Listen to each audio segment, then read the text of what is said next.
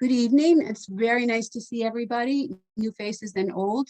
I'm excited tonight to talk about how to get the most of your interview. And Michael Kuba is Dr. Michael Yakuba, who is CEO of the Resumaniacs Career Development Company, is the best resume writing presentation I've seen yet. So I'm sure you won't disappoint us at all, Michael, tonight when we're talking about interviewing.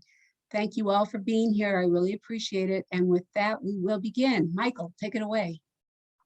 Much for a nice introduction. How's everyone doing today? And I don't like to have these one-sided conversations, so feel free to jump in, interrupt, ask me questions. I'm really easygoing. Thank you so much again, Debbie, for the introduction, for having me be a speaker. I'm here at your disposal. If I can help you in any way, I hope I can. I've been doing this for a good part of just about under a decade, helping people transition from careers, ladder up into new opportunities, coach people on interviews, coach people on how to search for jobs, help them to leverage their insights and their experiences from other parts of their life, and also help people write resumes. I write resumes professionally. I've coached different types of professionals, from executive CEOs to recent graduates. The bulk of my personal career has been in higher education, just for your background. As Debbie noted, although my wife says it's only time and money, I did earn my doctoral degree this past April, which was great, in higher ed leadership. And I myself have had a career transition. I now work in the education technology space, which is a growing industry. It's continuing to boom, obviously, with the impact of COVID on digital learning. I think I'm in a pretty good space, but we never know where life takes us. On an average, about 10 years ago, they used to say that we would all have an average of 7 different careers throughout our lifetime. I'm on my 4th, so I think that the average is pretty good. But nice to meet everybody. Again, I see people coming in. I'm excited to have a great audience. I hope I could deliver to you today. Before I start, before I share my screen, I want to share 2 things. One, I'm a very easygoing person. I don't take myself very seriously, but what I do as far as helping people, I do take that seriously. I use a lot of levity. I like to use a lot of levity in my presentation. So my intent is not to be political. My intent is not to offend anybody in any way. I just like to have fun. And that's just kind of my disclaimer. So if you're easily upset by something, I apologize in advance. That's not my intention. It's really here to help educate. So don't worry, Debbie, everything is good. So let me share my screen. Why don't we start? And before we do that, we have a lot of folks in the audience here. Just by maybe a show of hands on the video or in the chat, can you give me an idea? Are you currently employed? Are you looking for opportunities? Are you looking to transition out of what you're doing? I want to be able to curtail my message. And as you're doing that, the other thing that I want to know, or at least share to you, is that a lot of the stuff that I'm going to share with you in about 2 minutes is things that right? You can easily go on YouTube, watch a video. You could ask somebody. You can network with people. What I like to think has been maybe beneficial to people that I work with is that I try to take your brain and just take all that scatter material and everything we talk about and kind of synergize it here, right in the center, so we can all kind of come to this better and bigger picture comprehension. And in that way, which is how we improve, right? So let me share my screen. I want to show you something first. Tell me if you can see my screen. Can you see it? Not yet. Not yet. Okay, give me 1 second. You're right, you can ask. We just practiced. All right, here we go. How's that? Perfect. All right, so anyone ever hear of Carl Dunker? No? Okay. So what about the candle problem? Anyone know what that is? No? Okay. So I'll talk about it a little bit. So I'm going to stop sharing. I just wanted to show you the screen really quick. So Carl Dunker was a social scientist. And one of the things that he wanted to constantly test was cognitive belief of how people think, how people react, and how people act in certain situations, right? So he came up with this concept called the candle problem. So essentially what he did is he recruited 2 groups of people.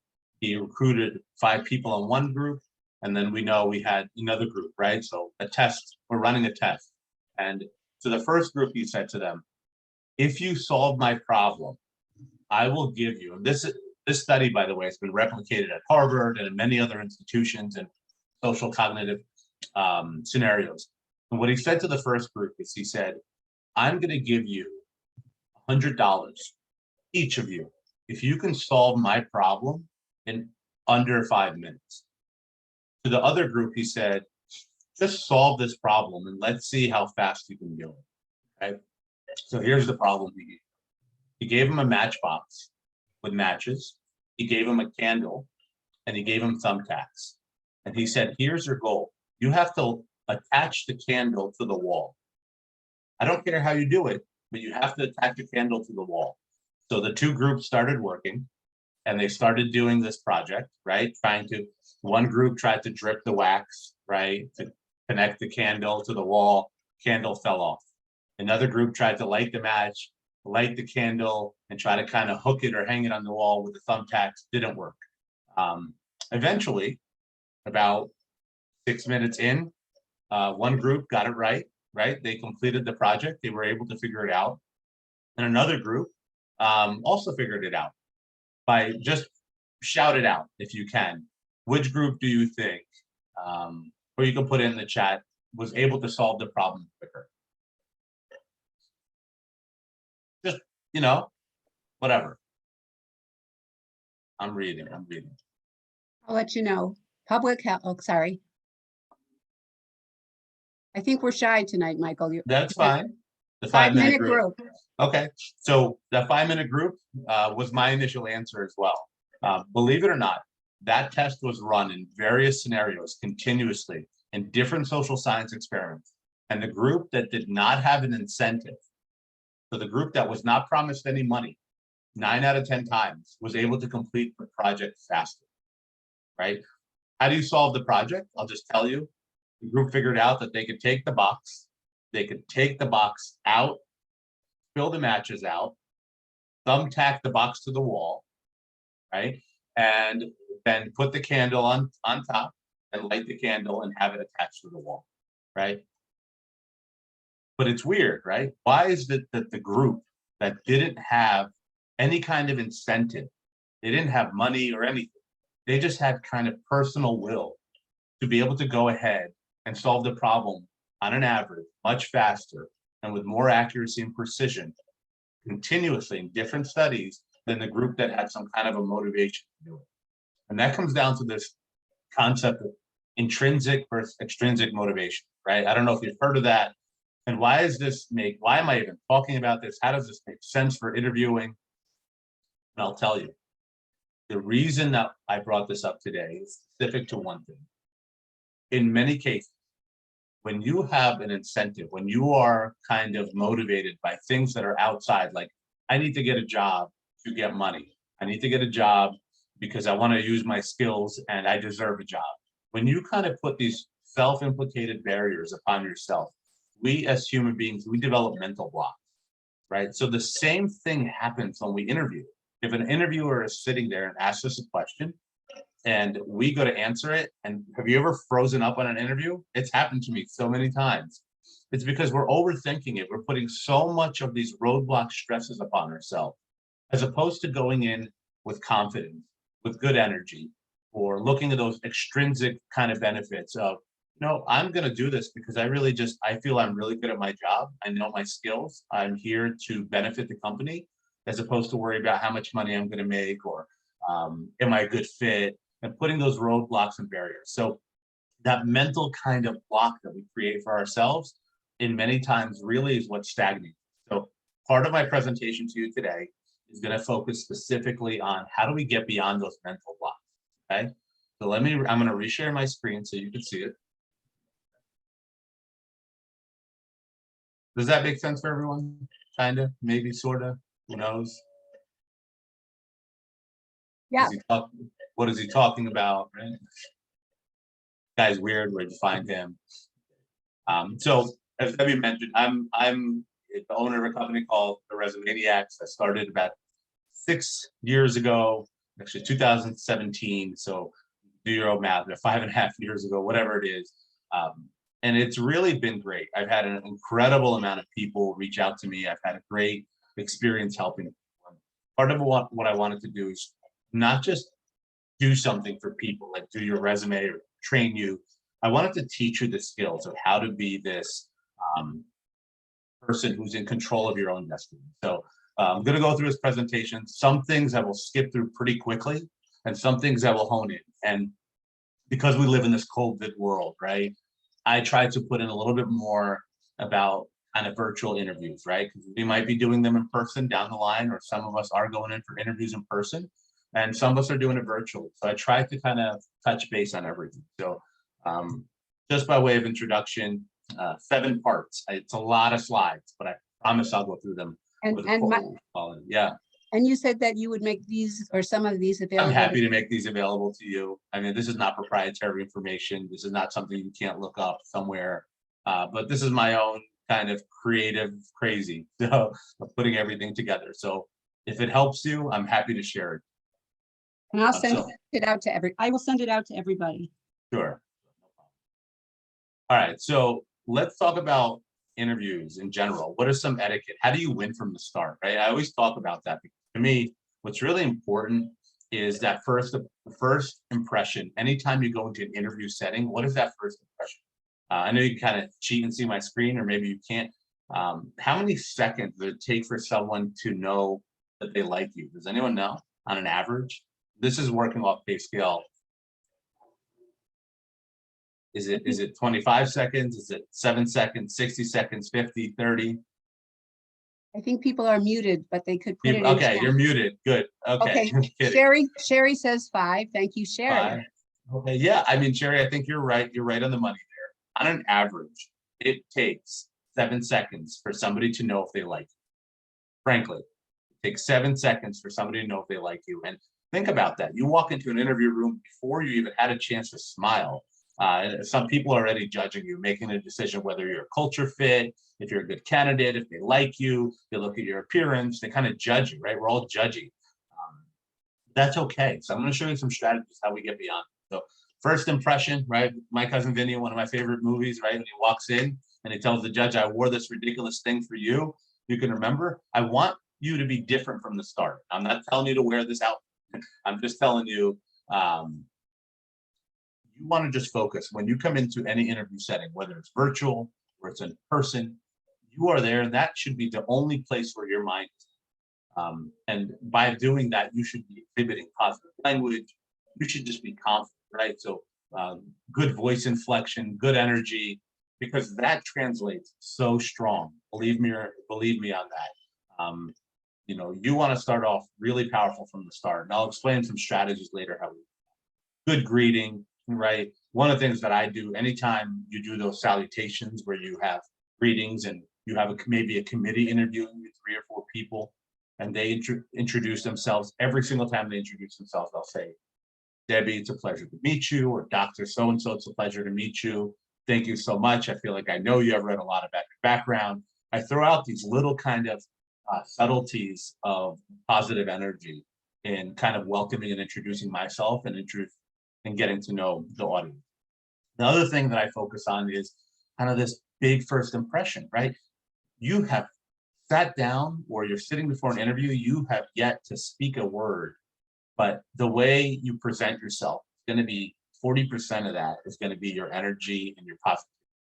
And then how you speak, how clearly you speak, and how your voice kind of carries throughout the presentation. And of course, the things that you choose to say are going to be just as important. But 50% of it at the average is if you can win the audience, right? All you need to win is 51%. If you can win the audience, you have done a good job. So I'm going to give you a quick exercise. And again, please use the chat to answer. So I'm going to read the statement, and it's not double vision. It is written twice. I'm going to say it now. I would love to work for your company and can contribute from day one. I would love to work for your company and can contribute from day one. Other than the sound of my voice, what is the difference? Anyone tell me? What do you think is the difference other than the sound of my voice?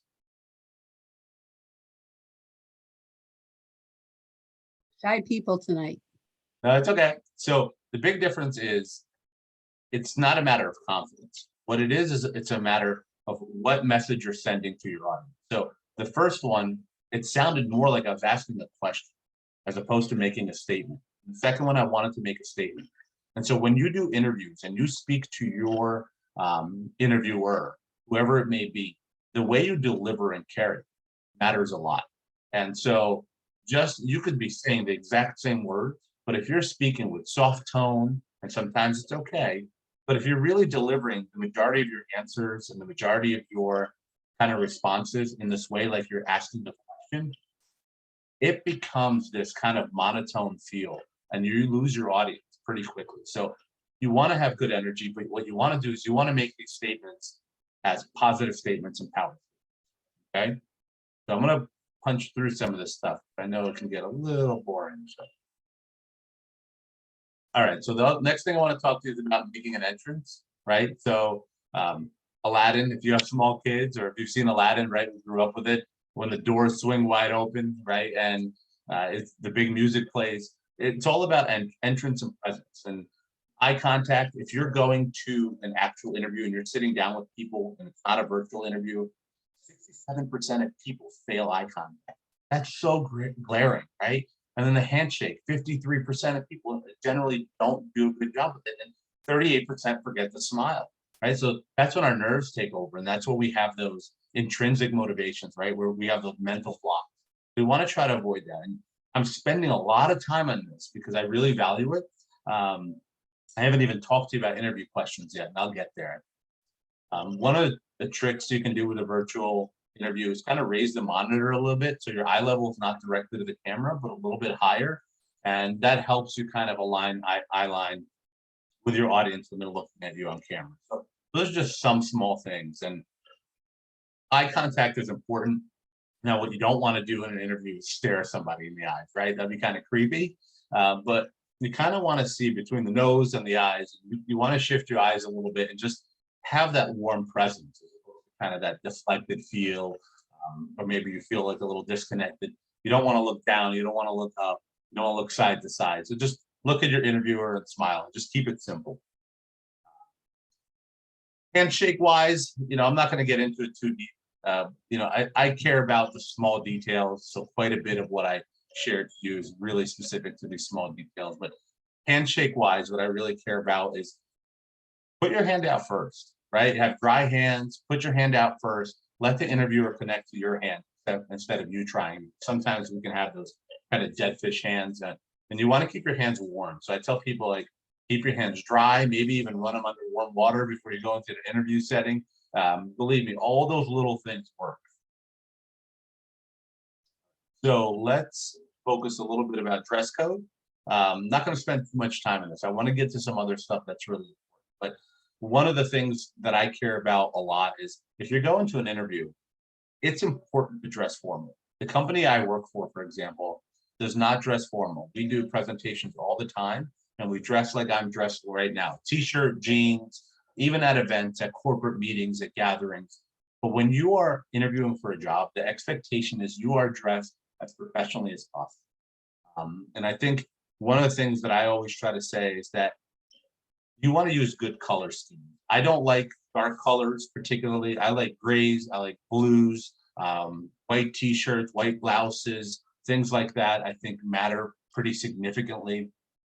So I would strongly recommend that you kind of think through your kind of design. Don't wear too much makeup, don't wear too much jewelry, keep it simple. Those things really help and make a difference, right? You can never overdress for an interview, and I'll caution that a little bit, right? But a nice suit, tie, or professional suit jacket. Keep it simple and keep it clean and keep it professional in any setting, and you'll be fine. Okay, so don't be too trendy. I went through that. If you're going for an in-person interview, I like to arrive 10 minutes early. And it's not to show the employer that I'm going to be punctual. That's important. The reason I do that is to kind of familiarize myself with the surroundings, to kind of build a comfort level around where I'm going to be, the people I'm there. And I also go there to make small talk with the secretary, right? Whoever that is. Because personal relationships, those personal connections, those first impressions last a lifetime. That's part of what I do. If you're doing it for a Zoom interview or a Skype interview or a virtual interview, I think 3 minutes, no more, is appropriate to come into an interview. Anything more, you might run into somebody else's interview, right? So you don't want that to happen. Always keep hydrated, right? I've gotten dizzy on interviews. I know somebody who once had a bloody nose on an interview. There's so many different things that could happen. So just keep hydrated. Bring your resources with you if you're going in person, and we'll talk about the virtual aspect. And really just be well groomed, right? Clean cut, make yourself look professional. I know a lot of it goes without saying, but turn off your cell phones. I wear watches a lot. I like to flip my watch or like completely so it's on my wrist, so I don't have a tendency to look at it, or not wear it at all. So it depends on the interview. Let's talk a little bit about virtual etiquette. All right, so obviously this is again stuff that goes without saying, but if I don't say it, I feel bad. I need to tell you. Please make sure that you have a good internet connection. I have been in situations where I have lost internet or I have not been able to kind of reconnect, and that's like a terrible look, right? So just make sure your family's not taking up all your bandwidth, Disney Plus or whatever else you have on. Plan the right time. I love it when an interviewer reaches out to me and says, "Oh, what time? These are the times we have available. What time would you like to interview?" I always want to interview between 10 and 11 a.m. or between 2 and 3 p.m. Anyone have any idea why? Because of lunch.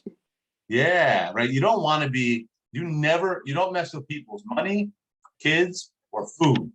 Those are three things, right? Don't stand between people and food. So what you want to do is people are most alert in the morning, right? And then we hit that lull. And by like 12 o'clock, it's lunchtime and they're checking out. So what you don't want to do is have competing interests against your benefit. I'm seeing lines on the screen. Are those mine? Are you all seeing those too? We see You are? them. I have no idea what those are. So I do apologize. I don't think I drew them, I'm pretty sure. But and that window between 2 and 3 p.m., that window of time is also in particular a good time for interviewing. People are ready for the later part of the day, they're alert.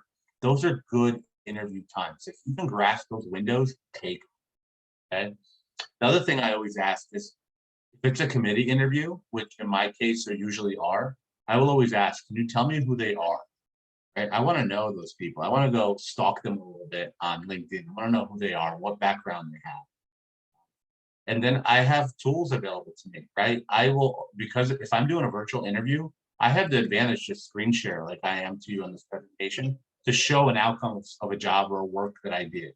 Visual, visual kind of tools are great sometimes. If your timing is good, if somebody asks you about, hey, could you tell me how you've managed something? Like, yeah, I actually have an awesome scenario here that I can show you. Visual aids are just amazing because like you're changing the game, right? Most other interviewers won't do that and only do that if it's appropriate. The other thing is turn off your notifications. I have things popping up all the time on calls. It's annoying. And I like having dual screens because I can see certain messages on one screen over another, and it just makes it a clean room. So what else? Talked about the camera positioning, lighting, right? So my wife's got a lot of these. I don't know if you can see them. It's hard with the background, but they're ring lights, just like you see in the picture, because she does a lot of like social media stuff, and they're great lighting features that you could put kind of light your face a little bit. A little bit of makeup is good, right? And it creates a good look, especially in virtual interview. Simple backgrounds are good. You don't want anything distracting. Nice quiet space. I was just telling Debbie before the call that I was on a call yesterday with I think it was about 20 people, and I have mute button on because I was listening before I was presenting, and I have dogs barking, and I got my daughter coming in and telling me that she spilled glitter all over the bathroom, and I'm like this, trying to be focused. So you want to be in a nice quiet space that you operate in. I'm not a big fan of wearing headphones, but if you must, you can. I'm not a big fan of that. Have your water, have your notepad, have your notes.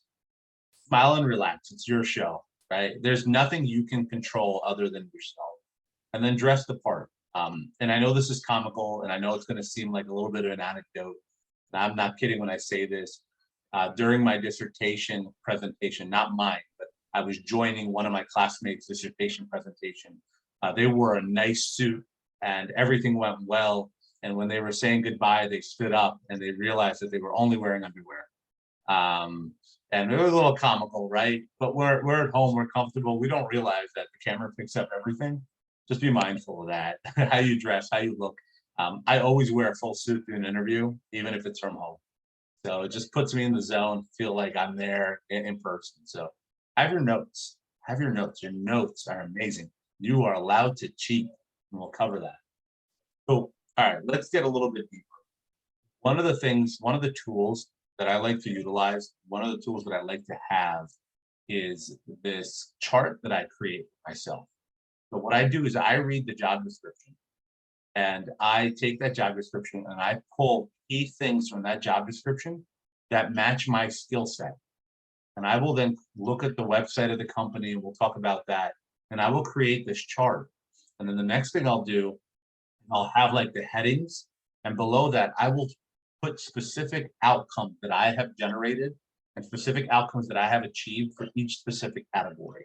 So while I'm interviewing, the other screen on my monitor, or in front of me with my cheat notes, I have a piece of paper that allows me to have quick glimpses. Now, I'm not writing sentences, notice. Quick glimpses of somebody asked me about diversity. I got to recall everything I've ever done in work. Or somebody asked me about new initiatives that I've ran, or leadership examples. I have it all in front of me. That's the advantage of having a virtual interview. You have access to tools that you would not be able to have during an in-person interview. So take advantage of that, okay? I always will, as I mentioned, I'll have my resume handy. I'll have the job posting handy with highlights. I'll have my notes available. Now, again, I'm not doing a study exam and scouring through it, but I am certainly reading it and being very punctual and knowing what's there, and having it all in front of me for easy access. So if I need to do a quick glance down, I do a quick glance down. That's okay. The next thing that I always talk about for virtual interviews, and this is like huge for me, it's amazing when I coach people and I say to them, do you do this? And they tell me, well, I did a little bit. They're like, a little bit, this is like the most important thing you should do. And you got to know the market that you're going in. You have to know what the salary ranges are. You should, because you may get that question, right? You might get lowballed. They like you. You have to know what the market dictates. You have to know about the company. You have to know about the people interviewing you. I will LinkedIn stalk them and I'll know more about them before they know anything about me. I've been on calls where I'll say, I saw that you published a paper focused on COVID recovery and sentiments and social media. I thought that was really enlightening. It was amazing that you had over 40 different citations on that paper. That's really great that you're very cutting edge.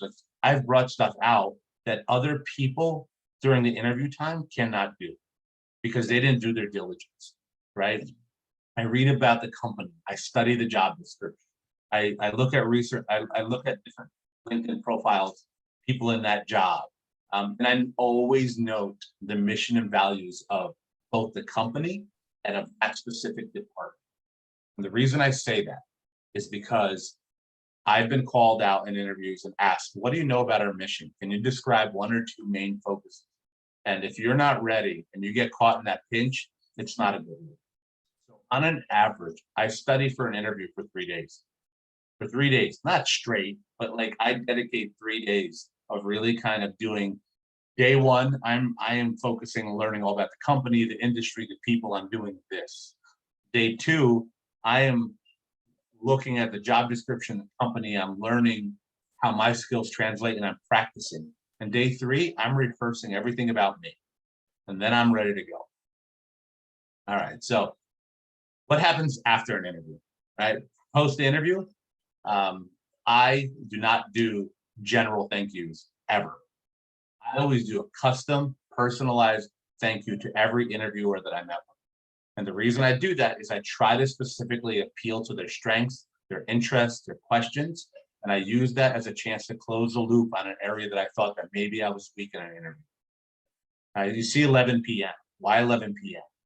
I like to send thank you notes as late as possible in the evening, that day or the day after.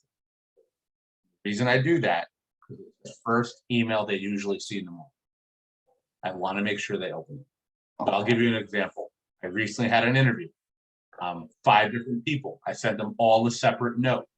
I also sent to the secretary who organized the interview a sample of my work, asked her to distribute it to the group.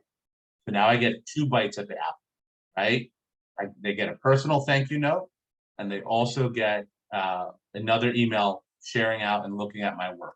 I got 2 bites at the apple, right? And so it's just about being top of mind and memorable.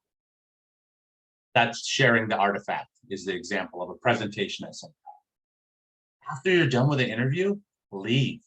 Go for a walk and decompress. A lot of the time, you have no control of what happens next, right? So say, forget about it, right? I'm in New Jersey, we're in New Jersey, forget about it. Just move on and do something fun for yourself. And then if you were referred by anybody for a position or an interview, follow up with that person. It's great professional etiquette, and you'll be shocked how many times they'll go to bat for you. Okay, nice, good courtesy. All right, body language, right? Why do I have Ursula here? If you're a fan of Disney, you know, she says, don't forget about the power of body language, right? That's her favorite line. My daughter says it all the time. I talk about body language, and I'm not going to do overkill in this presentation, but it is one of the most important pieces of an interview. If you have poor body language, whether you're in person or you're online, you will sink. You will sink. You are automatically giving off bad vibes to your interviewers, and they're going to see that you're either slumping or you're just kind of disjointed. It gives off pretty bad vibes, and it's amazing what that looks like. So it is the second most important interview skill, more important than what you say. At least that's my opinion. Okay. So one tip that I can give you, so if you're wearing a suit jacket, sit on the back end of it. It'll prop you up, and that's a good way to kind of at least not have to do constantly reminding yourself to sit up. You can adjust the chair. So whether you're at home, but mostly when you go to an interview, I will immediately adjust the chair to its highest point because I want to be eye level, even level with my interview. Those are some things that I kind of wanted to give you. Let's see what else. All right, so this is a little bit like a lot of content here, but I've interviewed people and their chairs are rocking because then I could tell they're nervous or their arms are getting crossed because they're getting defensive because I'm prodding a little bit. I'm literally asking them tough interview questions, and I'm seeing how they respond to the pressure. Or they started to fidget with their hair, their fingers, with pens. I've seen somebody, completely destroy a paperclip like I've never seen. So it's really interesting, right? So try to really understand, you are there to just not give off any negative body language. You're there to just be there, to be in control, confident. That's really important, right? And leaning forward is good sometimes, but without showing aggression. So this is just some notes and things to take. All right, so this is really quick because I like this. If you know how to deploy this good, I call it hand-to-head combat. Hand signaling is huge, right? Have you ever seen anyone steep their hands? And sometimes it can come off overly aggressive, but sometimes it could show great unity. And it's a nice way to, in a larger room, to kind of showcase some presentation and some power. Pointing with your fingers, I don't ideally like that, but if you point with 2 fingers, it's a much softer than a 1-finger view. Just how we're programmed as people. Open palms, right? That serenity and that kind of ease of mind of how you express yourself. And then your pointer thumb sometimes, again, it's a controlled way as opposed to you're passionate about something, pointing with your fingers. So there's just some very small things to keep and pay attention. All right, so strategic power moves.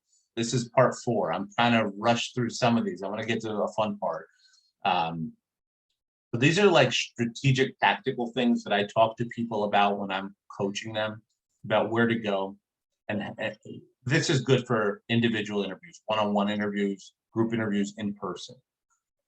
I care a lot. I care a lot. I can't tell you how much I care about all these little things. Why do they matter? Because I want to just condition people to immediately be strategic in everything they do. How your voice inflection is, your body language, how you're acting, how you're presenting yourself, where you sit, right? If it's one-on-one and you have a big round table or you have an oval room that you're in, oval table, rectangular table, I try to sit mirror to mirror across my interviewer. If it's two people, I try to kind of split right down the middle, so I'm not favorable to one over the other.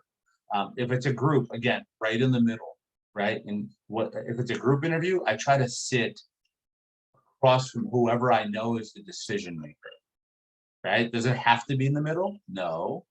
So obviously, I'm not sitting all the way on the corner, right? It looks awkward, but I will take maybe the end table seat or right in the middle of a rectangular table.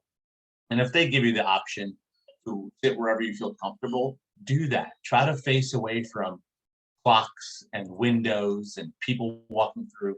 I once interviewed in a fishbowl. It was just there was just so much chaos outside in a glass office and students walking by and faculty walking by and everyone's looking at you and trying to answer questions. It's a good test, but you want to try to avoid that and have your back to it. All right. So that's part of my table turning, right? It's location, location, location. The next thing, and I already mentioned this, we don't have to go over it to death, but do your research. It's about comfort level. When you're in an interview setting, it's about if you feel comfortable, you're going to do so much better, right? You're in an unfamiliar room with unfamiliar people in an unfamiliar setting in an uncomfortable situation. I used to go in, and if I would do like a debate or something, or if I have a presentation that I have to do, I would go there ahead of time. I'm not telling you to go to your potential employer location ahead of time, but I'm telling you, like, get there a little sooner. Try to see what room you'll be in. Try to see where the bathroom is. Try to see who sits where. All these little things. Know the structure of your interview, right? I have pancakes. If there's stackable interview, you're meeting with one person, then two, then three, different groups. Do all of it, right? So the more you become familiar and the more research you've done ahead of time, the more comfortable you're going.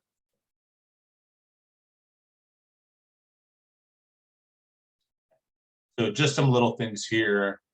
Most people continue to do the same thing over and over. That's true. So if you've had a bad interview experience and you've picked up on some social cues, whether it's body language, whether it's how you speak and how you deliver, and you go into your next interview and you do the same thing and you get the same responses.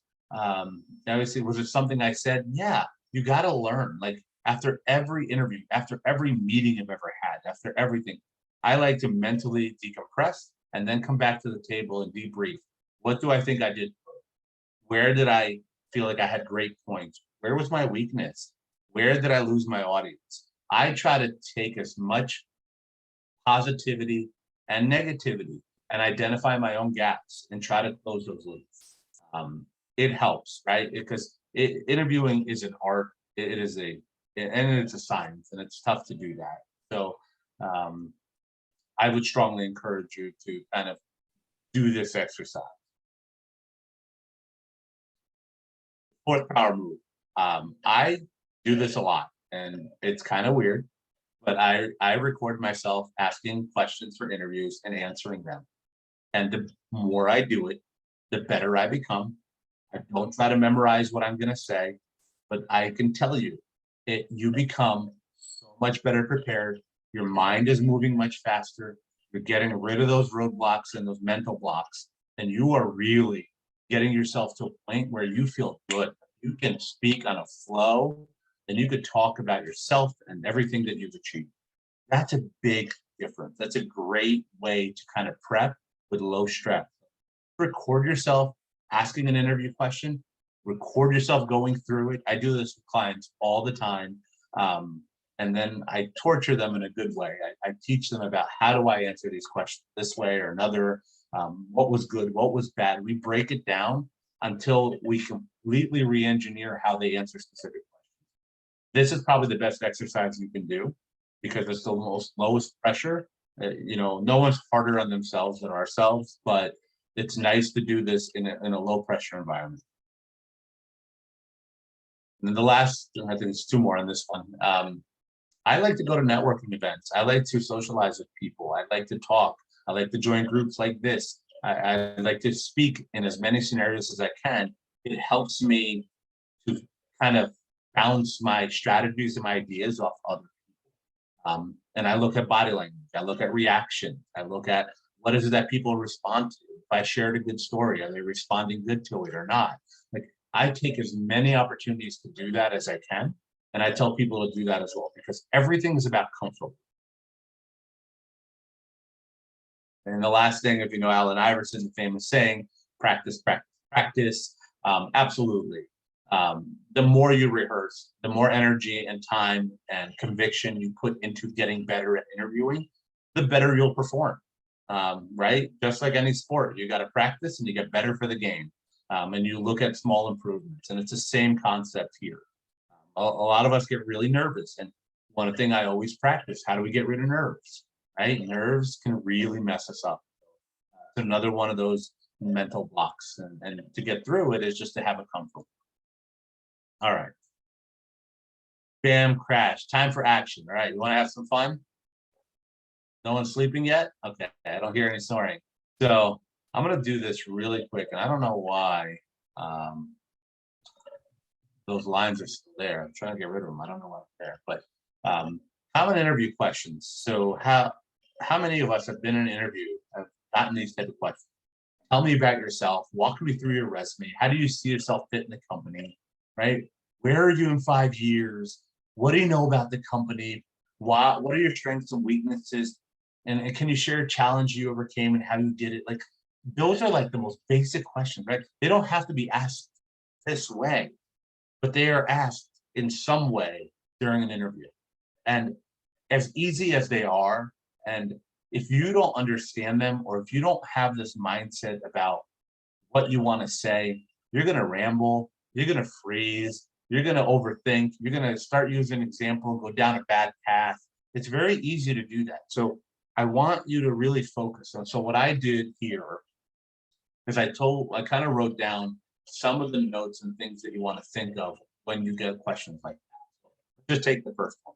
If somebody says to you, tell me about yourself, or walk me through your resume, or why do you feel like this is a good company, and why are you interested in it? We're not saying, because I'm awesome and I saw it and it's a good fit and I'm going to apply for it, right? We're not telling them.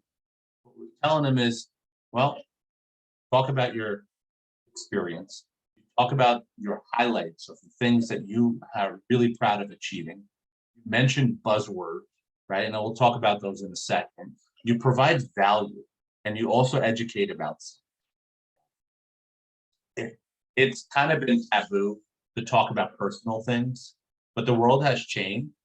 So one of the things that I shared in a recent interview, they asked me, why is it that you want to work for us? This was an educational organization. I said, 30 years ago, my family immigrated to the United States. We had nothing. And the only sole stream of opportunity that I had was through the lens of education. And I've taken that life experience and transitioned it into a career. Right? You see how I made the connection? And then I said, during the tenure of my experience, I started out working on a very foundational level, learning on my way up. Taken multiple leadership roles, leadership role A, B, C. I've had some major achievements as A, B, C. And I'm really a believer of eliminating the back row for students, right? That's a buzzword. And so I've told a story. I've kept it into a time limit. I answered why I want to be with that company. I've shared about myself, right? So those are kind of nice ways to kind of build the foundational story behind answering a question. We'll go through it a little more. Have you ever been asked, like, what do you know about the company, right? That's where that trigger comes in. Like, oh, I did my research. I know this. So that's one of those disqualifier questions, right? They see how good of a candidate you are. How much time did you dedicate to actually studying and prepping for the interview? It's a weed out question. I will go right off the bat in an interview and I'll say, I'm hoping you've had a chance to review our website outside of the homepage. can you mention something that stood out to you as part of our company culture? People are like, ugh, right? And they'll default to like something generic. And that tells me, well, you didn't do your diligence, right? So if I ask you to work on a project, are you gonna BS, or are you actually gonna be able to take the time? So, that's why I always talk about like know different things. The more you know, the better. Your strengths and weaknesses. A lot of times we stumble here. We feel like we're being pressured to say something bad about ourselves, or pat ourselves on the back. And that's not true. What we want to show is how you solve problems, right? So here's some other questions that have come up. Why are you looking to leave your current job? Can you imagine, like, if you're in your current job for 4 months and you get asked a question, why are you looking to leave your current job? Well, I hate my boss, right? Most people leave their jobs because they don't like their employer, or I'm looking for more money, right? Those are like honest questions, right? Honest answers. But I don't know if in an interview setting, that's what an employer, they're looking to have you like explain. Sometimes just say, I've been looking for different career opportunity paths for myself for the past year and a half. In order to be able to put food on the table, I took a really good opportunity that I felt was a good fit for me at the time, but my passion continues to lie in higher education. Most of my professional experience, my outcomes have come in the way of higher education. I believe it is one of the best vehicles of being able to have a generational impact on people. And in looking at your website and learning about your company and talking to your employees, the things that I'm identifying are a great culture fit. And I want to be where things are happening and growing. I mean, that's just the way you're spinning it, right? You're answering the question, but you're talking about the company and your fit. You're basically going back and answering this question, the first one, in here, right? Michael, I'm Yeah. sorry. Cynthia has a question, but she needs to unmute herself or put it in chat. Go for it. Cynthia? Hello? Hey. Yes, ma'am. I am so sorry. I drew those green lines and I'm trying to figure out how to erase them because I apologize. So It's okay. that was it. And I raised No. my hand a long time ago. I'm so No, sorry. So why don't we do this? Let me walk you through this few things because I want to run through a really neat exercise. And then I'll take questions at the end, if you don't mind. No, that was a lot. Oh, that's all you wanted to tell me? Okay. So everyone should know that Cynthia drew the gray lines. Sorry. For the record, I'm just teasing, please. I apologize. Have you guys heard of the SOAR method? Right, it's a pretty common method of answering interview questions, especially ones that are behavioral interview questions. So it's setting the situation, it's telling what the challenge was, it's explaining what you did to resolve that challenge, and then talking about the outcomes of that challenge. Right. So if you take this mantra in just about every scenario, you will be successful enough, but you'll only be able to answer an interview question through a SOAR method if you've studied the company, if you've studied your own skills, and you can have quick recall, right? And again, those mental blocks get in our way. So to have quick recall, our notes help. I'm a big believer for interviews. They tell you never do this for tests. I think for interviews, you do this, cram. I take 3 days, but on the last day, I truly cram because what comes out of my head is amazing. And so you will do that on your interview too. So understand the process and the question being asked, number one, right? A lot of the times we will be asked a question and we panic and we don't know what they're asking us. So when somebody says, tell me about your experience working in a diverse environment, I want to talk about equity, ethics, work environment, and then I want to share examples. So what I always tell people is start broad and then come down to a more narrow, more personalized level of outcome, right? So we'll talk. So here's just a quick example. It's a lot of reading. I'll read it. Here's an example of how it can work.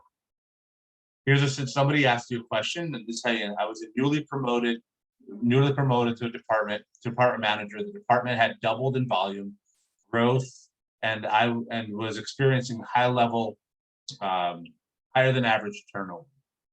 That was the situation. Set the stage, and then your obstacle. Employee turnover was over 50%. The newer staff required training and coaching. The senior staff were overwhelmed and overworked.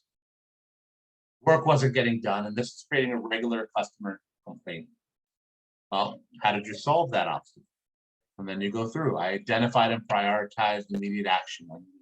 I analyzed the workflow, matched the work to the people who could best get the job done. I made sure each of the employees had job descriptions, right? It's good to have. I set up regular coaching schedules with each employee. So what this is talking about, how you solve that problem internally.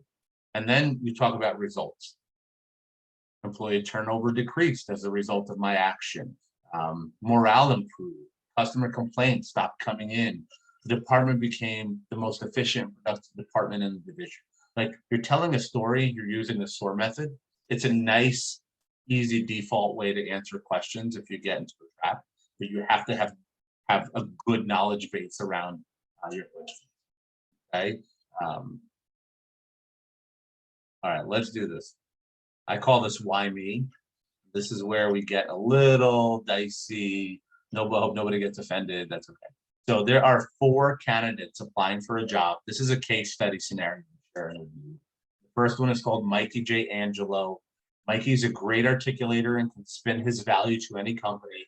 In fact, he has done this his whole career as a marketing manager. Jane, on the other hand, is an up-and-coming marketing leader, bringing a vast array of accolades in the mid-level market. She is seeking to take her skills to a large corporation environment in hopes of climbing the ladder. Okay. Tony Humble Guy is a creative marketing manager with extensive experience in product development and government contract management, becomes highly recommended by his prior boss. And then Donnie B. Good is a master negotiator and happy to tell you about. He has experience managing large firms and developing large-scale branding campaigns. Techniques are questionable, productivity is high, right? 4 very different candidates for a position, right? April, a seasoned HR professional with 10+ years of experience in marketing. She's skilled at weeding out weak candidates and identifying top talent. She is tasked with hiring the next top-end marketing VP to help sustain the brand after the current marketing professional has retired, right? So you have 4 candidates vying for a position, all very different. So in turn, you are one of those candidates in some way, shape, or form, maybe. The position they have applied for is Vice President of Marketing Operations at ABC Company, where April is the head talent acquisition manager. They will have to get through several interviews, but the first challenge is acing the interview with April. Can you identify the best candidate? And I know this is a little wordy, so I'm only going to do short bursts of reading. So same question goes out to every candidate. Mikey, can you tell me a bit about yourself? I'd be happy to provide a short summary of my expertise and elaborate on what you may already have seen on my resume. Having started as a marketing associate, ABC XYZ company, I was quickly promoted to group manager after having received excellent marks on my annual evaluations. As a result of my leadership and mentorship from above, we generated over $3.1 million of funds from establishing new corporate partners. Right, so pretty sound background, nice summary. Jane gets the same question. What does she do? Jane says, "Thank you for having me here." So I would be more than happy to share a bit about my professional success thus far and how I can transition into this role with ABC. Right, a little humility. Throughout my career, I've excelled at doing more with less, and as a result, I learned great budgeting techniques. My first role at ZGK Company, I was responsible for developing a long-term branding plan to market a first-generation bakery. My work has heavily helped in advancing multitasking leadership skills. And by developing trust in my team, I'm skipping around, we were able to land numerous high-value contracts. As a matter of fact, I was able to generate revenue over $2.5 million year over year. Tony Humble Guy, in all caps. April, thank you for the opportunity to share a bit about myself. Although I'm a humble guy, I would like to share a few things about my achievements and how I can fit in this role with no problem at all. My connections have allowed me to drive sustainable brands for several years now. I've had over 15 years of experience, and as you know, well, when I started out, I was given much responsibility, but despite this, I flourished, brought in millions of dollars in revenue, increased market presence for Iron Industries. You can recall this is Tony Stark from Iron Man, and became a household name when I joined the Avengers in 2000. My skills are well polished. as you can see, and I'm going to be able to bring the knowledge to this role after working here for 5 years already. This is nothing new to me. Oh, and also I kept getting promoted because I know people here and they have helped me climb the ladder while skipping a few rungs. Anyway, I know I'm qualified for this role. When do I start? Right? And then the last, again, a little levity. Thank you. Glad to be here and thank you for joining me. Everywhere I've been, I've done great things, brought in millions of dollars in revenue, got masses of people to follow me online, and brought in great attention. I've owned and operated my own company for years, but want to expand my horizons. I will bring your company great resources. We will renegotiate all deals and, of course, win for the company. We'll win many, many, many times over and get the best people on board, get great deals, and increase our profit while crushing the competition. Oh, and did I mention I'm a great negotiator, right? So you have 4 very different candidates with very different approaches. And in many cases, not in every case, an HR person like April, what she'll do is there's going to be a rubric. There's going to be some kind of guide by HR to evaluate candidates and their abilities, right? So this is just a sample, right? Look at the scoring rubric based on certain categories: leadership, budget, culture fit, experience, communication, right? Mikey got 38, Jane got 45, Tony 31, and Donnie 34. So I ask you, who do you believe got the job offer? Feel free to unmute yourself or write it in the chat, whatever. Jane. Jane, okay. Who else? Anyone else say someone other than Jane?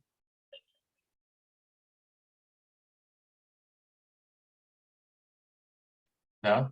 Jane, and Jane? Maybe? Okay. So Jane obviously was a great candidate, right? She scored the highest. So let's see what the results are.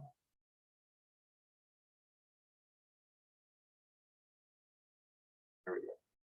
So obviously HR manager will work off the job description, identify metrics that they wish to evaluate. So like the rubric I just showed you, right? I've sat in interviews where people are, every time I say the word grant, somebody puts a point in. Like every time I say the word, team leadership, somebody puts a point in. So it depends, right? You're trying to hit on those key words, but it's hard to interview. So in reality, any one of these 4 scenarios can happen, right? Mikey was offered the job. He settled for less. He wasn't the best candidate, but he settled for less money. Jane got the call and the offer. She was the most qualified, right? It's easy to see that. Tony got the offer. He was an internal candidate, right? Or Donnie got the job. He knew someone on the board, right? So my point in this is to say that we put a lot of pressure on ourselves to do well in interviews. And it's really hard to go into an interview setting. And then many times people forget what it's like to be on the other end of the table. And you should always hang your hat high, because any of these 4 scenarios can happen and you have no control over any of them.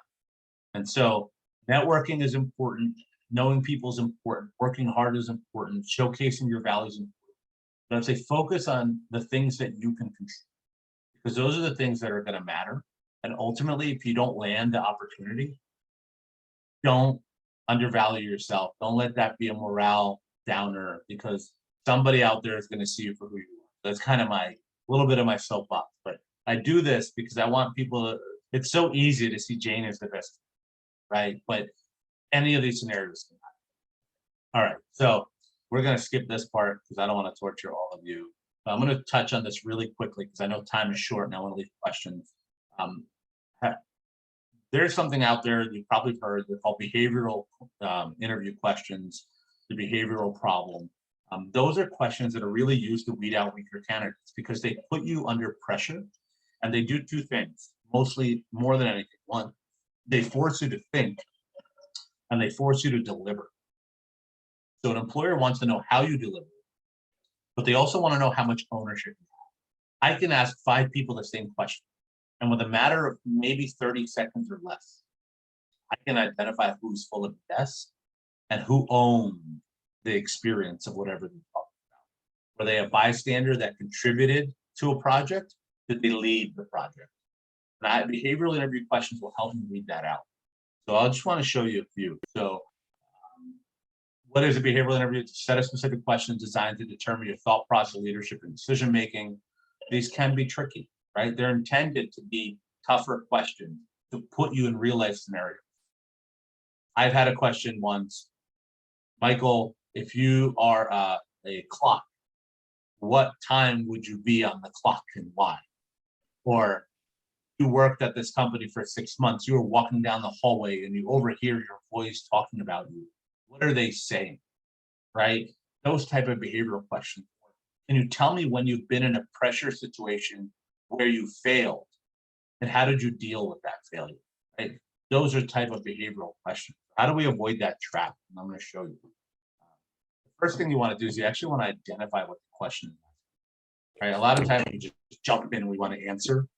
No, take the time, take mental break, take a breath, give yourself 3 seconds, 4 seconds for your response. Identify the question. 2, understand what answers in your head that you feel you need to. So you have your cheat sheet in front of you, or if you don't, recall a great example that would be a good fit. 1 to 2 examples at most. And 3, avoid the trap. Never go negative. Never go, my lawyer was a terrible manager. Like, never go negative. And then be memorable. Leave some kind of positive impression about an outcome. And again, this is kind of broad, right? But this is going to be helpful. So I'll give you this one example. I have a couple here, but I'm just going to do this one. No, we can do it. Okay. Can you share an example of where you failed to achieve a goal? And certainly, as you know, there are always a lot of variables that can impact success. Perhaps of the best examples I can share is related to our most recent project in development of our new picture app. I've set the stage. I didn't immediately go to answer the question. I started very broad, okay? When it reached my level, I was tasked with ensuring that the app would work with all digital versions of Android and Apple phones. After several meetings, discussions, and communication with RD, research and development, we determined that this was a great product and worked effectively, and so we put the product into the consumer market. It was soon after, so now remember that SOAR method I talked about? This is exactly what I'm walking you through. Soon after, we determined an unexpected glitch. There's a problem there. The software update was not compatible to old versions of Android and Apple. This created a market challenge, impacted revenue projections, and amplified our competitors' value. Right, so that's really bad. But you solved the problem. Our team acted quickly. So not I acted quickly. My team and I acted quickly, communicating the issue to our R&D developers, or moving it temporarily for the market, correcting the issue. We then used beta testers to bring it to market, and a new upgraded product, and thus won our customer base with little to no impact to them.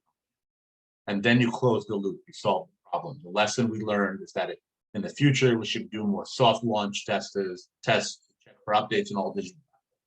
Right? That's a simple way to answer the question, but it is forcing you to tell a story and to kind of really take some advocacy and to kind of build value in your answer. So just to break it down really quick, you can determine, it's okay to share a weakness, but it's always nice to end on a positive note and show how you turn that weakness around.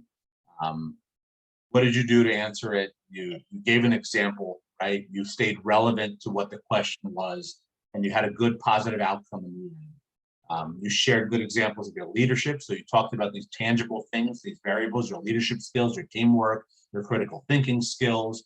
And then you talked about how you work with others, and you avoided that trap, not to badmouth others, lose sight of the question, right? Draw examples that are not relevant or highlight your weakness, right? So behavioral interview questions are tough, right? This isn't like, oh, Mike showed me this, it's good. Those are tough. You have to work at those, and you know, the more you do that, the more you study them, the better you can elevate your skill. So that's it on the presentation. So I encourage everybody to unmute themselves and any questions. Ask me questions. Ask me anything. I have one question. Okay. I guess I should come back on here. And before we ask questions, I'm going to stop the recording and officially thank Michael on tape, but now I'm going to stop the recording. Oops.